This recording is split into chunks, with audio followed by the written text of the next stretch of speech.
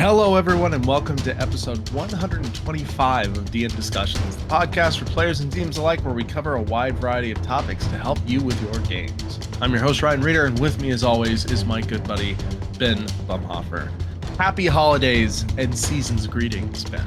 Oh, well, happy holidays and season greetings to you as well.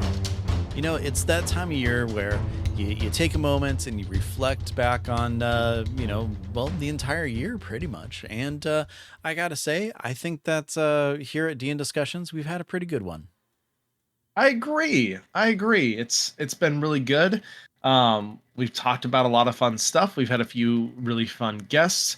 And just to let everyone know at the top, this will be our final episode of the year. We will be back, of course, in January. But because it is our final episode of the year, we'll get to do one of our favorite things. And one of our topics this evening will be our Christmas one-shot. So I'm really excited to do that. We're also going to be talking about running holidays in-game because it is seasonally appropriate. So I'm really excited to dive in to discussions tonight. I was also really excited to see, and this was from our Discord, that we had a Discord member actually run one of the one shots that we had. I think was the Scrooge one. Was that last year? Yeah, the Christmas Carol one. I'm pretty sure it was last year. Yeah. So shout out to Necrotia for on our Discord for running that. If you want to join and check it out, they had a really great summary and it sounded super fun and amazing. And just love to see that. So big kudos there. Yeah, I kind of wish that I was in the game. It really did seem like a lot of fun. You know, who'd have thought that a silly little premise that we came up with turned out to be a good time for people to just kind of play around with. Yeah. That was I think that was probably one of my favorites that we've done so far. So it was really cool getting kind of feedback and seeing someone actually run it.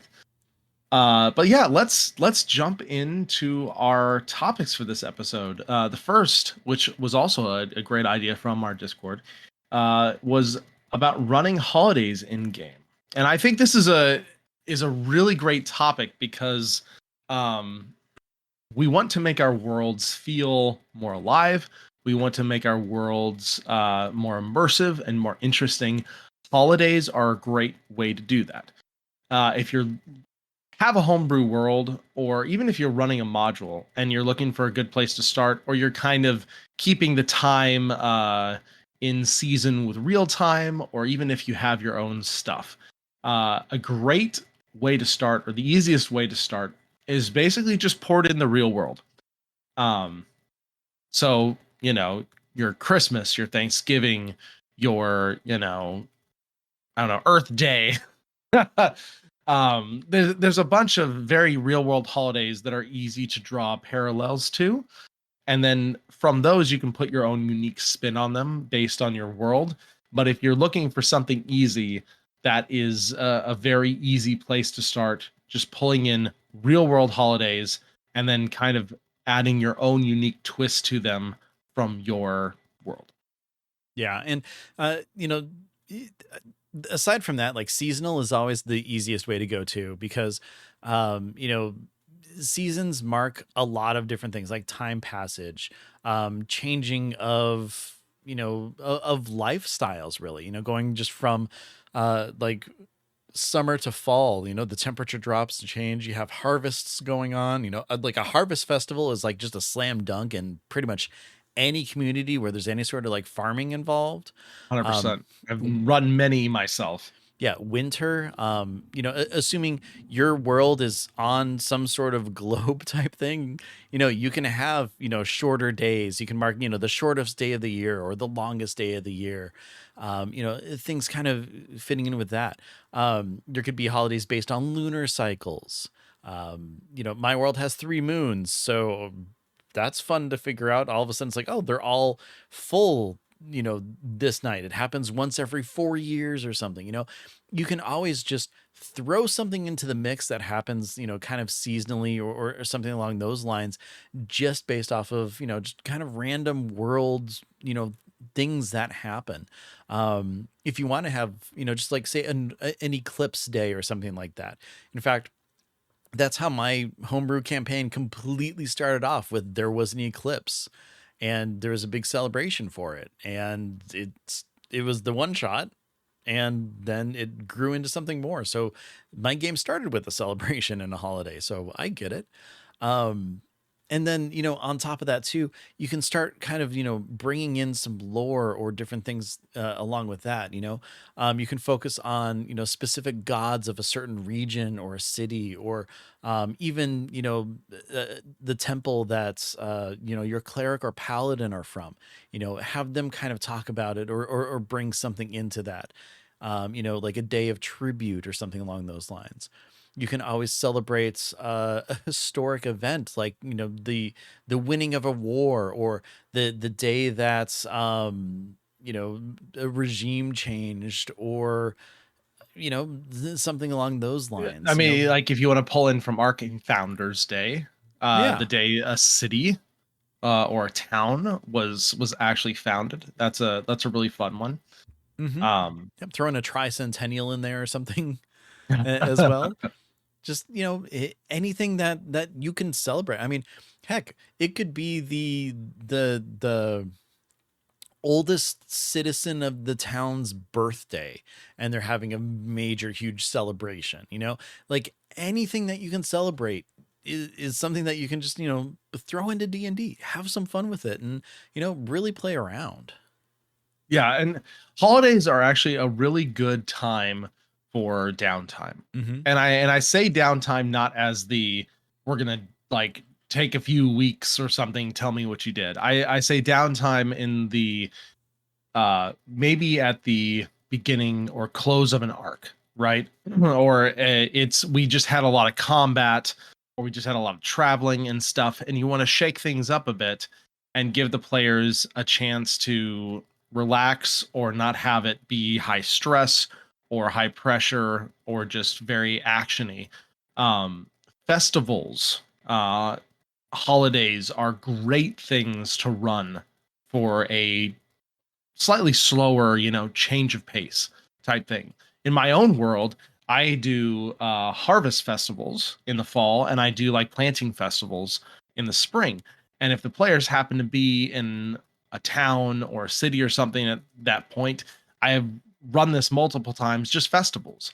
So you can do fun events like archery competitions, jumping, eating contests, Mm-hmm. drinking contests, games of chance, all these different sorts of things that kind of shake your game up a little bit, allow the players to do something different, maybe win some stuff, but just have fun and just be a kind of role play character development type session, Yeah.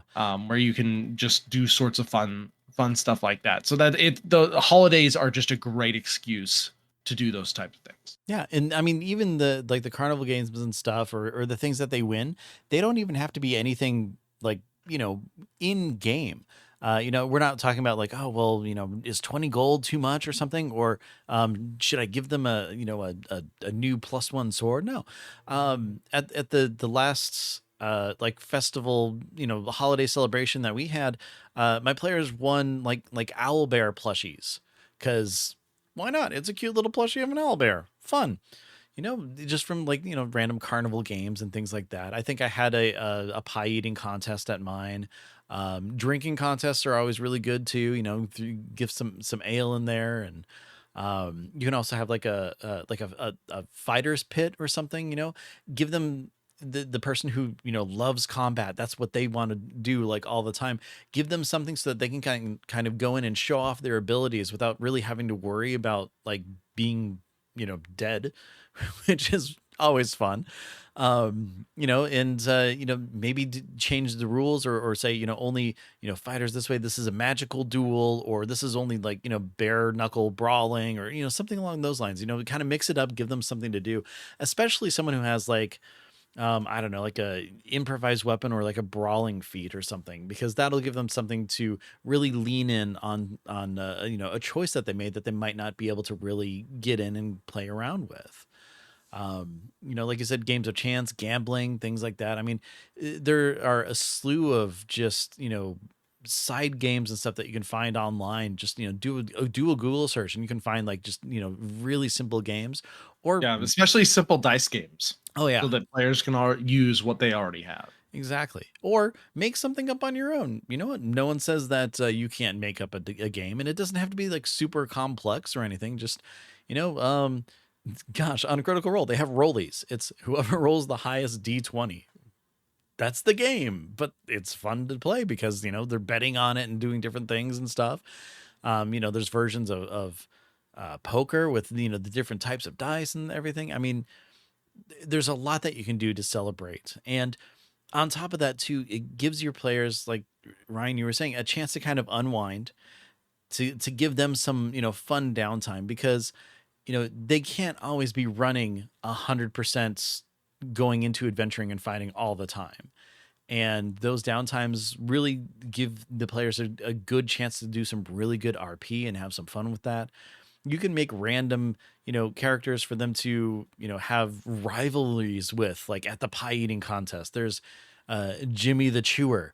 He has been known to win this contest every single year, but your Dragonborn Barbarian is coming up and he's going to totally take down Jimmy the Chewer because he wants that t-shirt for winning or for eating the most pies, or something like that. Just have it fun, hype stuff up, and give your players just a little fun thing to do.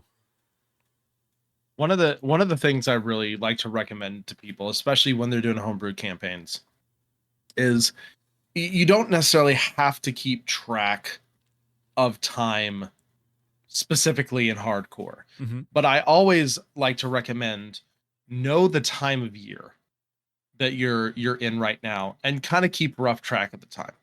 So that way you can and this just not only works for holidays or festivals or whatever, but also for weather and those types of things as you go through your campaign.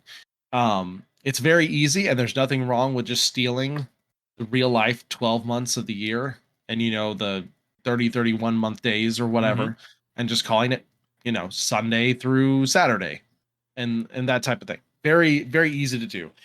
There are a few good supplements that you can actually use, or you can do it on your own that will help you develop your own calendar system and your own days as well. So if you really want to get into it, you can even develop your own calendar, your own set of days, your own timeline, and then lay out a calendar for your world and throw the events in. And then you can start keeping track of things a little more tightly. And then you can tell your players, hey, your characters would know this. This day is coming up, or this festival is Mm-hmm. coming up. Um, if you want to plan for it, or if you want to find a place that is celebrating it or whatever, or maybe especially for like the lunar cycles or something, maybe a certain thing happens at that time of the month or that time of the year, and it's a big event that affects the world or affects a specific region. So having those types of things, if you want to delve in and dig in more, especially if you're doing a long-term campaign, can be very helpful. Yeah. And that's one of those things where I keep track of the dates, or the days at least, and time frame and everything, using a just a day planner, which is really helpful to kind of figure out how long certain things take, if it's been a day or not. And you're easily able to kind of plan ahead that way to have an idea of what's coming up. But like you said, just pull it out whenever. It doesn't matter when it can be. You're the creator of your world, so you can have uh, Cynthia's 111st birthday party in 3 days when the players get to town, because that's the day she turns 1100 to the whatever the age I said. So yeah, it's one of those things where it's just it's a fun thing to do. Agreed. And we'll have a link to this in the show notes. But if you're looking for a place to start, there's a very inexpensive uh, supplement on the DM's Guild called As Time Goes By, which is basically a comprehensive guide to tracking time, creating calendars, and events, and festivals and holidays and all those sort of things for your game. So if you want to check that out, just as an early quick shout out, and are looking for help, there are definitely guides. This not being the only one, but a great place to start if you're looking to develop something like that. Yeah. Perfect. All right, Ben, are you ready to jump in to the 2024 holiday one shot? I mean, if you were to ask if I was prepared, I would have to say yes. I'm always prepared for this because this is where you get to kind of see a little bit more of how our minds work when we make stuff up. I mean, granted, the entire show is us making stuff up, but you know what I mean, like an actual This is in-game even thing. more made up. Yeah, exactly. Uh, as always, we like to start with some sort of holiday-ish premise. Mm-hmm. And so this year, we thought it would be fun to base this off of the classic Christmas movie, The Santa Claus. Yes. Um, so essentially, what we're doing is we're Santa Clausing the party. Uh, I love and that that's a verb. so for those that don't know or haven't seen it, it's a very fun classic kind of a holiday film. But essentially, this guy basically inadvertently kills Santa Claus. I mean, that's that's kind of what happens. Puts on his suit to kind of pacify his kid, who's just like, "Oh, you should, be more Christmassy and whatnot," and ends up delivering gifts and whatnot. Not realizing that in doing so, or having offed Santa and put on his stuff, that he was contractually agreeing to become Santa Claus. So our premise is going to be very similar. We are going to start with the party basically stumbling upon what do you think, Ben? Let's say like a delivery, Yeah. right? Um, maybe they meet the person, maybe they witness this person getting attacked, I think that's the way or to go because yeah, it'll entice them to help out as opposed to just, like riding by or whatever. and unfortunately, this person meets their demise. Mm-hmm. Uh, but they still have this thing, and this thing says deliver to X, or potentially there's some sort of magical contract in that ensnares the party into delivering this thing. I love the idea of essentially, you know, if this the delivery person passes or is unable to complete the thing, the next person or people that read the little note on where to deliver it are then magically contractually bound to deliver this thing. Yeah. And if for some reason like the party tries to get rid of it or throw it away or destroy it, it always like reappears, it always comes back. They could start walking away and it would still be there. Or potentially, you could have a lot of fun with this thing, basically pulling the party always back to where the item is. Well, So they like can't get away from it and stuff like that. I'll even add to that. I'll say that it ties them to the location of like maybe a sleigh or a wagon or something, so that it's gonna force them to use that. In that way, it'll give you access to, different abilities that might be tied to it. That's this delivery person. Let's call them Santos. That they might have access to, like let's say that there's a few things that need to be delivered, but they're all over the continent or something along those lines. And it may seem crazy, but if you have this cart, with these specific horses, you're able to, I don't know, plane shift through the Feywild or something to, you know, alter time to go from one place to another and, just have you go through that faster and be able to hit all these places in one night. Ooh, I love this. I love this. So you could then you could determine the length of this one shot based on how many things they had to deliver. Mm-hmm. So if you needed to run this quickly, there could be one or two things. But if you had a little extra time, there could be three, four, five things, right? And each of those things could then be its own little mini scenario. Maybe Well, combat, you know, maybe you know what? puzzles. To make this even more flexible, just give them the Santos's sack. So when they reach in and pull something out, that's when they know where they need to go and everything. And at this point, if you've got 5 hours to kill, but one of these scenarios takes longer than you think, then once it's delivered, the next time they reach into the sack, if you've got time, you know that there's still more in there that they can do. Otherwise, they reach in and that's it. Have it act kind of like a bag of holding, but instead of knowing what they're reaching in for, it automatically feeds it into their hand. Well, that's great. And then maybe uh pulling out something at the end to signify that you're done, right?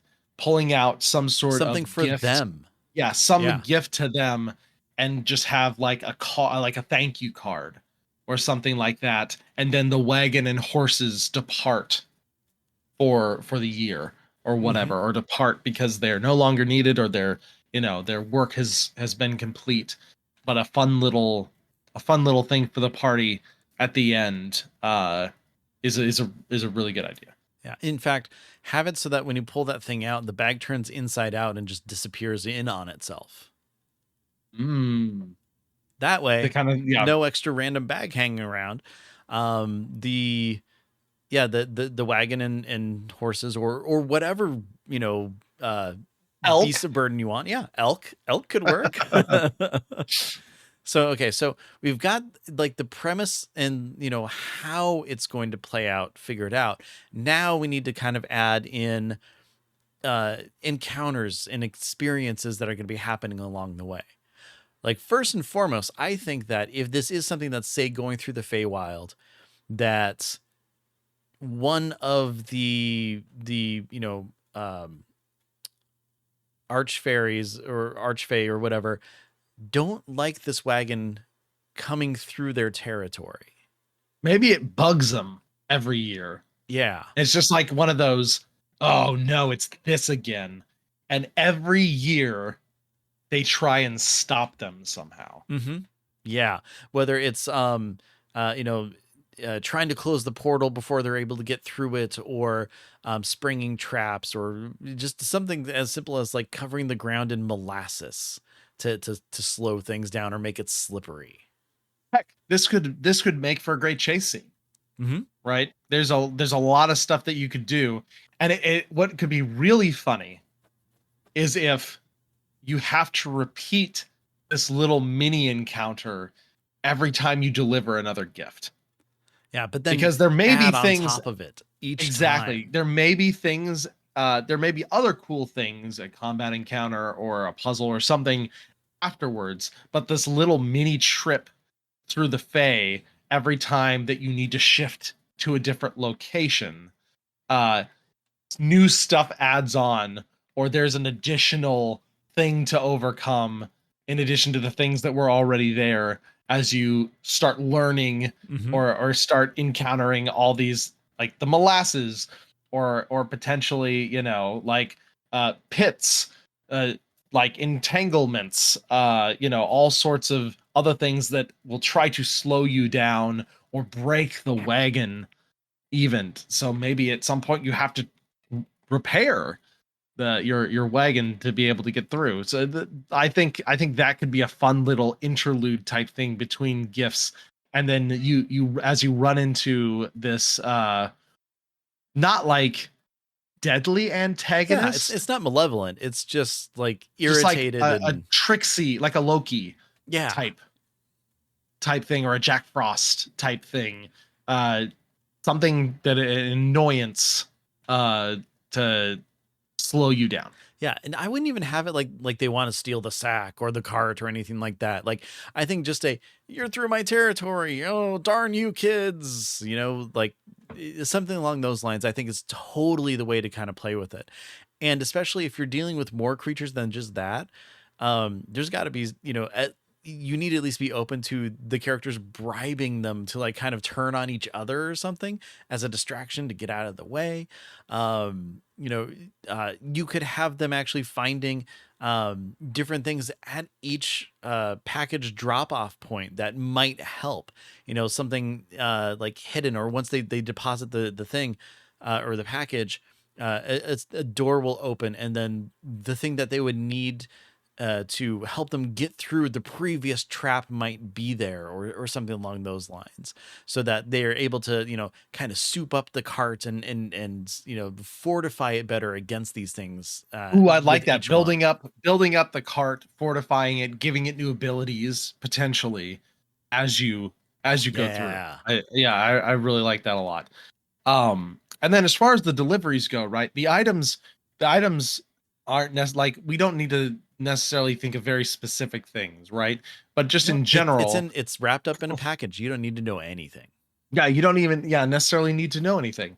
Um, One easy scenario is you have to fight your way through something Hmm. to get to a point. Like the portal does not the portal does not exit you right where you need to go. You have to fight through a horde of bandits or something Hmm. who might be trying to steal your stuff.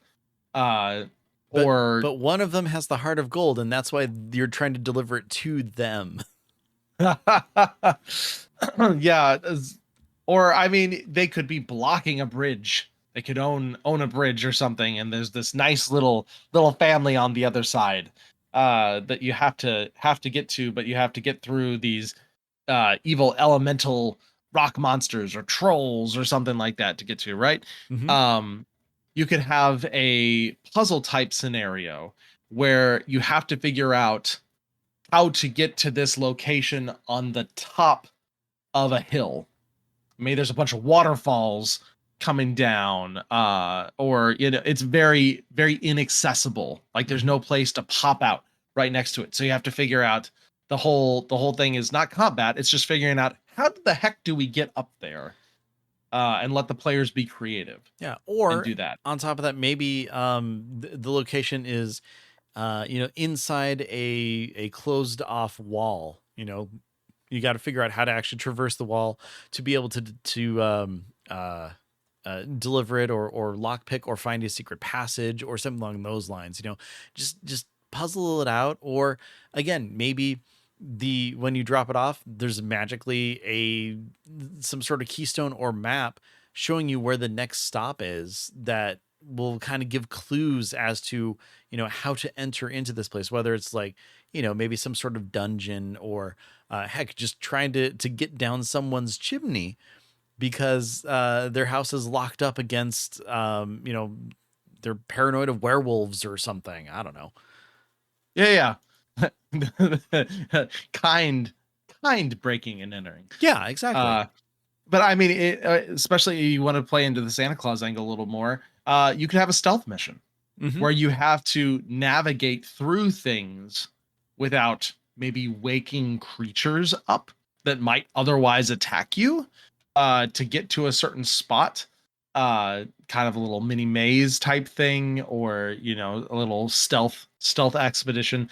There's all sorts of really really fun things that you could do. One of my favorite puzzles, actually, that you could have at a stop that maybe unlocks something, or maybe it's one of the Feywild things that you have to that was put in to block the portal out to wherever you're going, is a puzzle, like an actual puzzle. Like I've done this once or twice before, where I've taken an image, laminated it, then cut it up into 24 or 36 pieces, and the players have to put it together. Yeah, Like you don't want it to be super high piece amount, super complicated. You want something that they could puzzle out in, 5 to 10 minutes. exactly. But it's incredibly satisfying for the players to be able to put something like that together, because it's really cool. But that's exactly the type of thing an archfey would do to annoy you or to block something off. And you could use, whatever cool image or sigil or whatever. Uh, but it gives the players something to do tacti- tactilely as well. So that's another fun thing. Yeah, I like that. And ultimately, it the archfey that is kind of going up against you could be the original traveler too. Maybe this is how it just has fun. It tries to, challenge mortals to see if they can, figure out uh the whole task or something.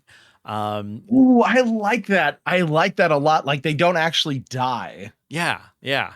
They just, disappear, or they Obi-Wan and, collapse and leave leave the clothes or the robe behind or whatever. And they use that to basically magically trick people into being a delivery service Yeah, that'd be for perfect. them.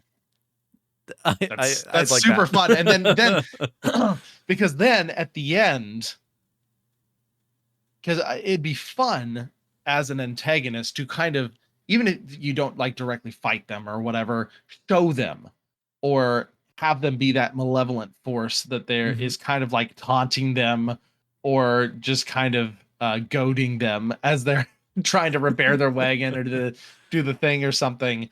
uh Make it very obvious that it's a force that can't be destroyed or you can't fight or whatever. But at the very end, when you pull out that last gift, they appear and, say, congratulations, you did really Yeah. well. Uh, this is for you, you know, Yeah, you happy mortals won this winter's year. Good job. happy winter's day, that type of thing. As I really like that a lot. Yeah, and if you really want to totally throw a mix in there, just be all like happy trick or treat. Just confuse people. It's fine. Yeah. But yeah, I think there's a lot of real flexibility to this. Like we were saying earlier, you can vary the number of stops and presents. You have the Feywild mini trip that you always can throw little fun puzzles at and such, and then deliveries can involve the stealth or the combat or the chase, uh, or whatever, or negotiations, even whatever it might be. Yeah. um and then you could kind of make this as long or as short as you wanted to, depending on how things go, or prepare three or four things. And then, like Ben was saying, if one thing takes way longer than you thought, then you can always shorten it down and not have one or two of those be an actual thing. Or Yeah. if they get through stuff quick, you can do the full, 3 to 5 or whatever. So Yeah, I yeah, I I think think I think that could be a really fun I fun think one shot. a good number to aim for the minimum would be 3. Just because you'll have the the interludes, which the first one could potentially take longer than the rest as you're kind of introducing them to it. Um, and then I don't know, it's like one of those rule of 3 kind of things where 3 is a good round number for things to happen, and that way you can experience a variety of different challenges. And then have a good core 3, and then from there come up with some extras.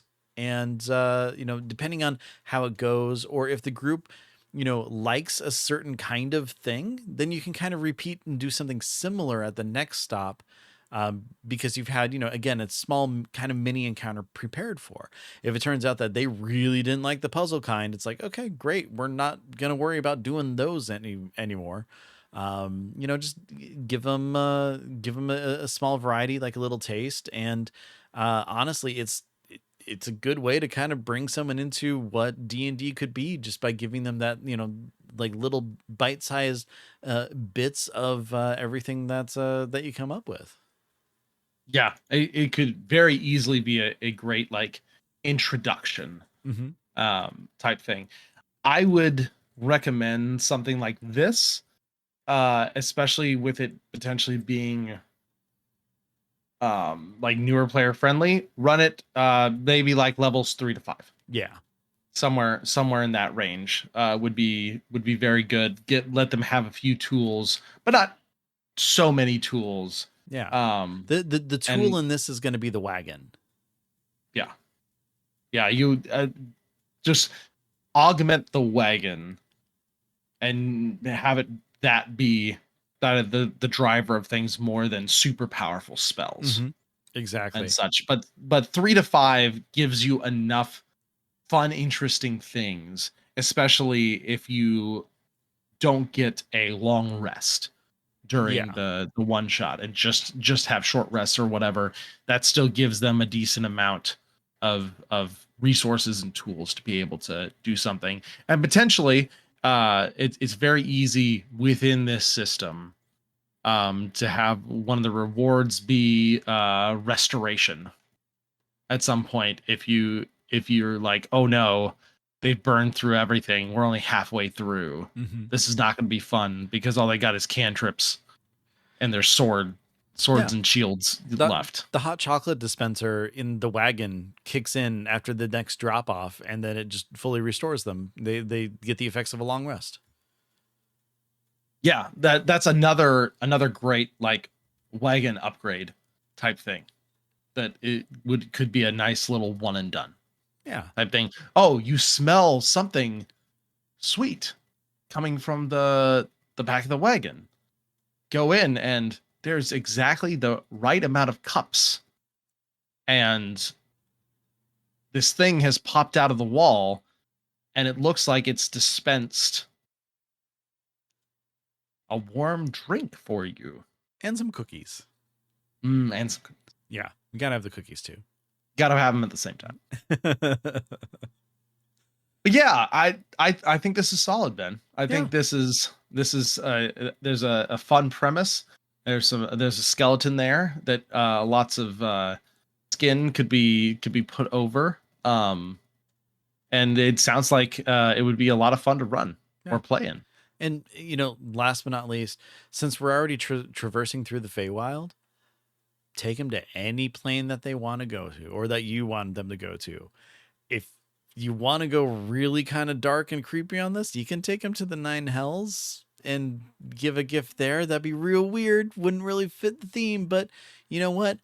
This is your game. You can tailor it to your players however they want. Maybe if you are running, this for a group of like level 15 to 20s or something like that, and they want to have like a good challenge and, maybe a dragon's chasing them in one of the encounters. I mean, again, you make this how you want, make it as challenging as you want, get an idea for it. And the big thing is, it's a good holiday fun.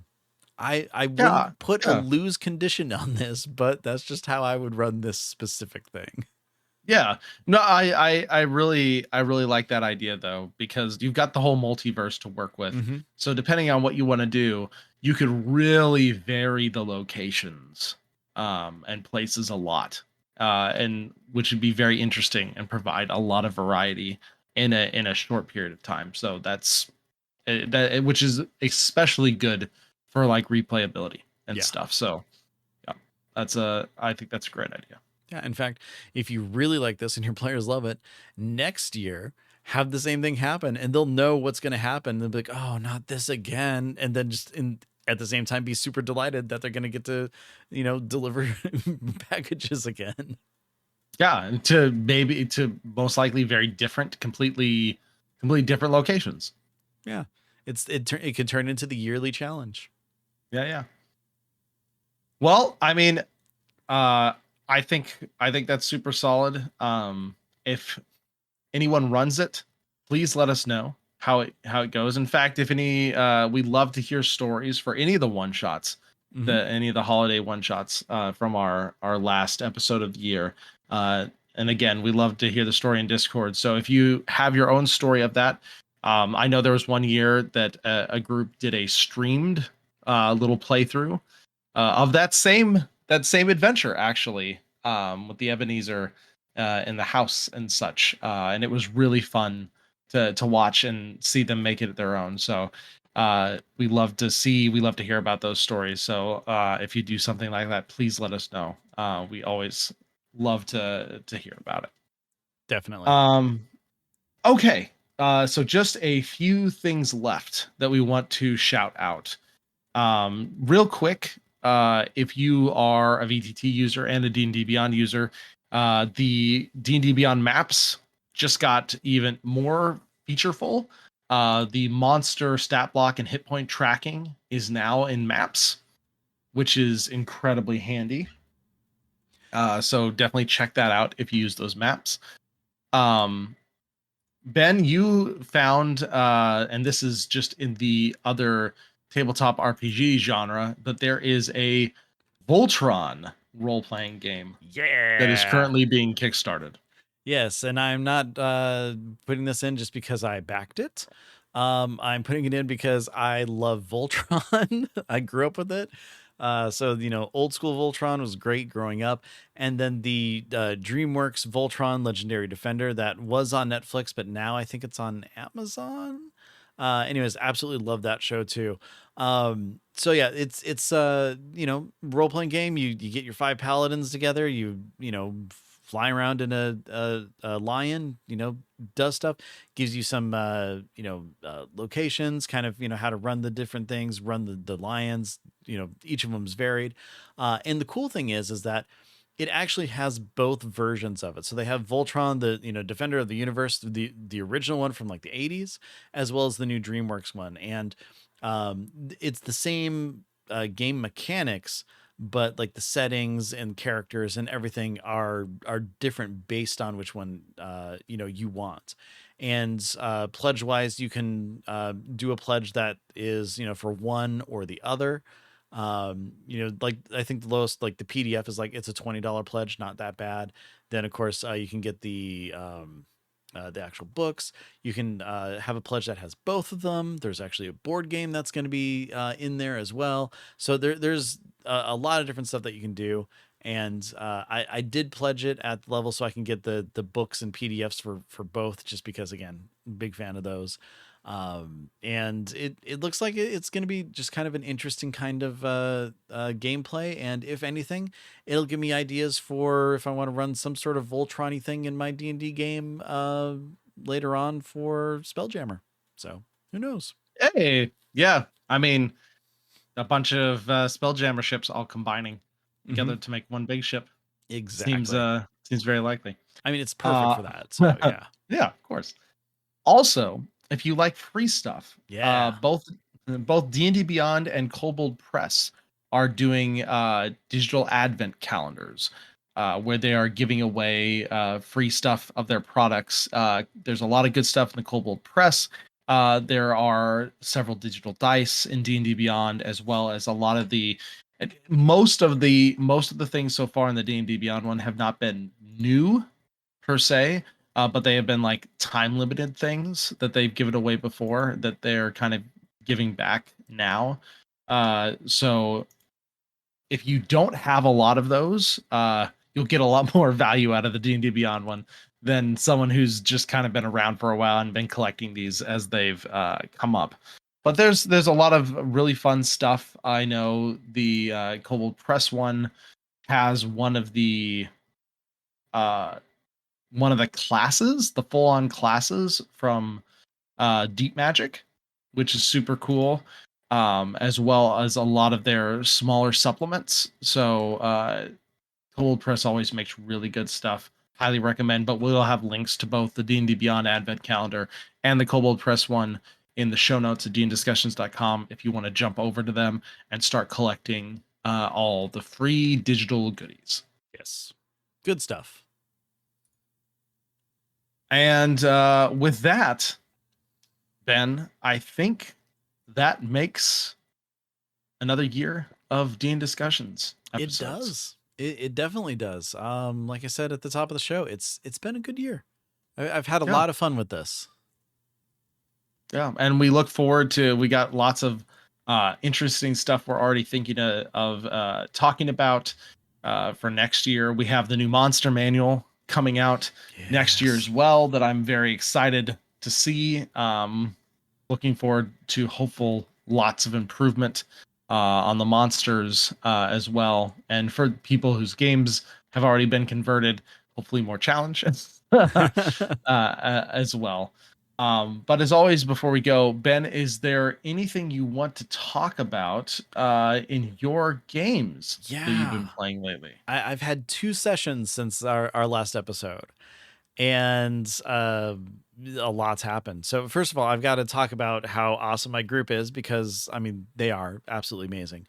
Um, Last time on the show, I talked about how we went into combat. A wizard was banished, and then they had this leader of a crime syndicate, or a gang, whatever, I don't know. They had him basically cornered in a room. They end up taking him out, and then they all readied and figured out what they were going to do when the banishment dropped. And in one of those planning rounds, the anti-magic shell that was there disappeared. So it's like, what's going on here? So then banishment dropped and nothing happened. At least it looked like nothing happened. See, during this whole time, I had thoughts and ideas on how I would do my next move because, we've always talked about 5 people versus 1. You have to think tactically sometimes, and it's really hard, especially in the moment. But I had time to think. Well, this wizard has Misty Step. He also has greater invisibility. So when that anti-magic shell dropped, he had cast greater invisibility on himself and knew that as soon as I get popped back, I'm going to Misty Step out the door from where I was. Greater invisibility doesn't drop when you cast a spell. So as soon as he came back, his readied action was Misty Step, boom, jumped out. So they kind of all did their turn. Some of them swung in the space where he was supposed to be and everything didn't work. Then I had him move further down into this cavern and drop a wall of force. And then he was, appeared by everybody, and they came and tried to stop him. Wall of force was in the way, couldn't get past, couldn't cast through it, couldn't do anything like that. So my changeling sorcerer had the best idea. He ran out, was standing in front of the wall of force, changed to look like the leader of the gang and said, what are you doing? Let me out. And then shocking grasped the paladin standing next to him. And it was a crit, which really helped kind of sell this. And we did a deception roll versus, insight, really try to figure it out. And I mean, this deception roll was at advantage because, they're in combat and everything. Deception was insanely high. And the wizard bought it. And I was just going to teleport him out. He was going to be, an oncurring or a recurring evil character who I had plans for. But I'm like, no, this is a great idea. Dropped the wall of force on his turn, walked over, touched the changeling sorcerer, and he was going to, teleport them both out of there, or at least try. And as he's teleporting, the sorcerer does subtle spell counter spell to stop that teleportation, rolls high enough, drops, counters it, and then and he let loose. He's like, oh, Lilith is not gonna be happy with this. And then the sorcerer's like, oh, I know. And then, just gets destroyed by the rest of the party. And I'm just like, that was amazing. It was just such a good plan. It worked so well, so fast. And I mean, had to reward him for that because it was good. It played out just so greatly. So I dropped a name and they're like, do we know that name? And I'm like, well, I don't know, do a history check. And I went back through my notes. I had named someone else Lilith. It was the wife of someone. And I'm just like, well, it's a common name because it's definitely not the same person in my world. So I'm like, crap. But I'm like, yeah, so this is a Lilith that you don't know. Um, and then so they went through, they looted the bodies and everything. And um, on the main bad guy, he had a portable hole and some other really cool stuff on him. And we're finishing up and everything, and I stopped for a second. I'm like, oh, did you put the portable hole in your bag of holding? And he's like, I asked the cleric because he's the one who had it. He's like, in all honesty, it's what I would have done. So I'm like, okay. And I thought, after this, I can't basically blow it up and throw them into the astral plane. But then I had the brilliant idea of, this guy's a criminal mastermind. He's not just going to keep his portable hole on him. So I created one that has an extra enchantment that lets him activate and deactivate it so he can hide it in his own bag of holding. Because who's going to suspect a portable hole in a bag of holding if this common thing happens? So I'm like, yeah, we're going to do that. It's going to be fun. Something new. I make up new magic in my world all the time. Works. But 100%. yeah. So anyway, so they found the hole, opened it up, used the activation command word to turn it on and everything. There's a desk in there, and it's a puzzle desk, and the rogue, she's able to kind of figure out and find the hidden compartments. They found like letters that talk about the connection with the mob family that they were originally going to go to this country to, another country to investigate. So there's ties here. They found that they're sending them diamonds, and the gang here is sending them the fantasy drugs that were on the ship. And they had, a bag of diamonds. And then as they were kind of searching the hideout, they also found some giant barrels full of diamonds too, but they're all uncut and everything. And my cleric, his perception and investigation, everything are so high. He takes a look, has a very good roll and a good medicine check as well, and realizes that one of the diamonds is kind of in the shape of like a finger. And then he kind of keeps going through and looking. He looks like, part of like a human, or, a humanoid jaw. And as they're kind of going through, it's almost as if, there was a statue made of diamond with like, not like super smooth, like, say like the David or something like that, but with like, kind of craggly bits sticking out and everything that had been smashed up. And that's what all of these diamonds were, and they're trying to figure out what's going on. And they're like, well, what could do this? Is there some sort of spell? Everything. And my bard talked about, I forget what the spell is, but essentially like a transmute kind of spell. But I'm like, it normally doesn't work with living tissue. And the only thing that they keep coming up with is that there are creatures that can turn things into stone, but no one's been able to do it to diamonds. So, there's this mystery kind of going on. But they've tied the fact that the Kithrath family, the mob family, their diamond mines that dried up are magically producing again, kind of hit those things together and like, okay, this is kind of freaky and stuff. And it's pushing that step forward. They've got those connections. They ended up teleporting to the country as opposed to sailing another week on the boat. Thank goodness. So they did that, and then when they got there, they found out that the family is actually going to be throwing a ball the next day for the monthly celebration that this country has. Which, talk about holidays, played in perfectly here too. So because they have all this new wealth and everything, they're trying to kind of regain their position in the country and rise up, which is why they're the ones throwing the ball this month. So now we're at a point where they're going to try to infiltrate and figure out what's going to be happening and what's going on with these humanoid diamond pieces. So it's really starting to pick up, and I'm just incredibly happy with how this has kind of played out and how I've been able to tie all of this together. And I'm having a blast. That's super cool. Yeah, my players I seem to really be like having that a lot. a blast too, and I mean it's going pretty good. On top of that too, they found out a location of another artifact that this other group who's hunting them that they know about is planning on going to, and on top of that, they've got this mysterious person named Lilith to try to figure out what's going on there.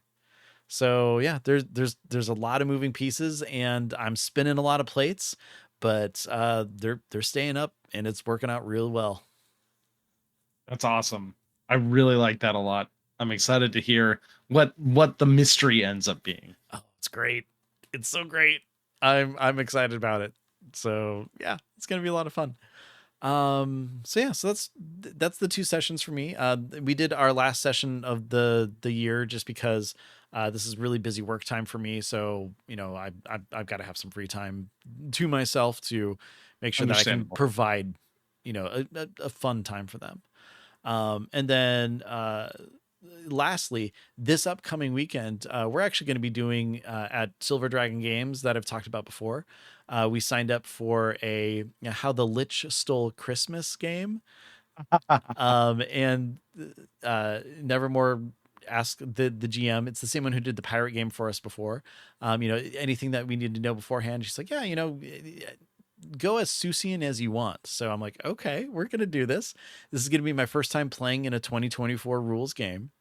And so I made myself a clockwork sorcerer, and I'm a gnome.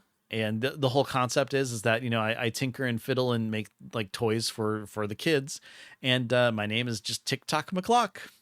So I'm looking forward to it. It's gonna be a lot of fun. Oh, that sounds so fun. Yeah, it's gonna be great. In person games especially too are super Mm-hmm. great. Definitely. Super great. What about you? How's your campaign going? Because I mean, we left off with some really cool stuff happening. Yeah, so we had one session since the last time we recorded.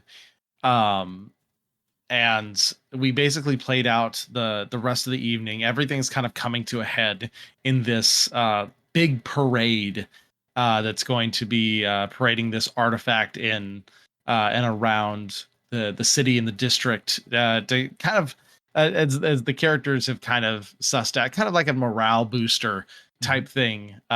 Since there's lots of stuff going down, maybe even the distraction. Mm. And so the players are convinced that someone or something or some organization is going to try and move on this and try and take it, but they also know that where it's going to end up, one of the leaders of that temple is not a great guy either, Oh and no. so it's very conflicted of, if someone came and tried to steal it, should we let them? Would we try and stop them? So they've kind of done some investigation where, like, where the best spot for an ambush would be, um, and now they're in the morning of, and they're over visiting the temple where the ultimate resting place is going to be, kind of looking around, and they've gone in the side doors where the general public is not allowed, and so that's kind of where we ended up seeing if they're going to actually end up doing some exploration or trying to find some things before they go to this spot for the parade route. So uh that's going to be really interesting. Sadly, it's that was the last session of that campaign for the year. Mm-hmm. We're going to be getting together once more. One of the other players in our group is going to be running a one shot that they've made to kind of close off the year, just for fun, because I normally take a little bit of a break at the end of the year to kind of recharge the creative batteries.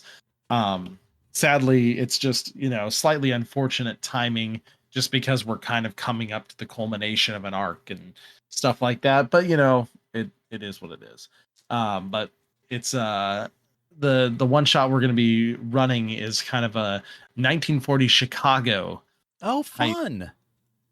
Type one shot, and so I've got a fairy that I'm gonna be running. So that's gonna be super fun to see what he's got done with that. Lots of looks like he's put lots of effort into this, so I'm excited to try it out. But that's gonna be kind of our last session of the year, and then we're gonna pick back up with the main campaign in January.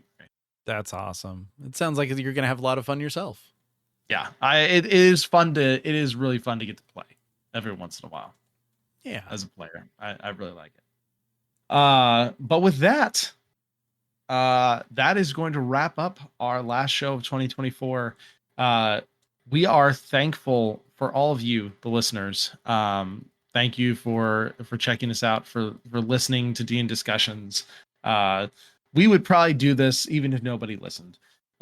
Just because we like podcasting and we like hanging out and we like talking about D&D, but we really appreciate all the listeners who do tune in, all the people who send us emails or hit us up on Blue Sky or jump in the Discord to chat. We've had some really, really good discussions and great ideas from the Discord for topics. So thank you to everyone. We appreciate you so much.